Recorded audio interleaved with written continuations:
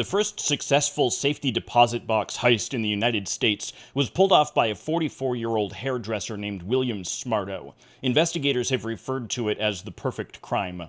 On April 13, 1981, a customer and bank employee entered the safety deposit box vault of the First National Bank of Barrington, Illinois. When the bank employee attempts to insert her key into one of the lock cylinder simply falls backwards into the box. The customer is immediately removed and the FBI is immediately brought in. The first agent on the scene cautiously begins testing the locks on the other boxes and finds that nearly every single one has been perfectly punched out, the box's contents emptied, and then the lock cylinders returned to their positions so nothing looks wrong on the outside.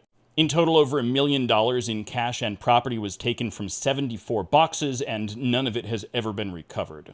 Smarto, along with his brother, had noted particular security flaws in the vault of this bank and had both opened their own safety deposit boxes so they could have legitimate reasons to constantly case the joint. The two flaws they sought to exploit were a suspended ceiling and a dead corner where two rows of boxes met, creating a concealed empty space. The vaults didn't contain any cameras, as part of the point of a safety deposit box is the privacy. The brothers would enter, and while one brother either stood watch or distracted bank employees, the other would use a screwdriver to disable the vault's internal sound sensors. This was accomplished simply by puncturing the membrane of the microphone inside. Then the brothers left an alarm clock inside the suspended ceiling, set to go off at 3 o'clock in the morning when the bank would be closed. The brothers then watched the bank, and when the police didn't respond at 3 a.m., they surmised that meant they'd successfully gotten all of the sensors. They constructed a special punch grinding down the head of a bolt until it was the exact shape of the face of the locks, so they could completely punch them out without any visible damage to the lock or the box around them.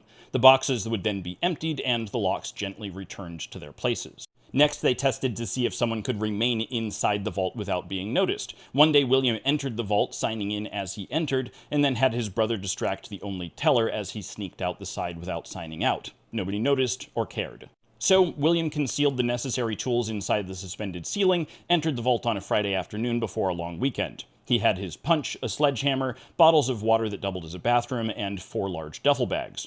The vault attendant was on vacation, so William entered without being noticed, before dropping down into the dead space.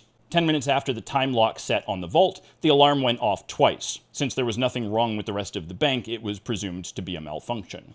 After his work, William meticulously cleaned the entire vault, concealing all of his tools and the trash in the ceiling and inside some of the boxes.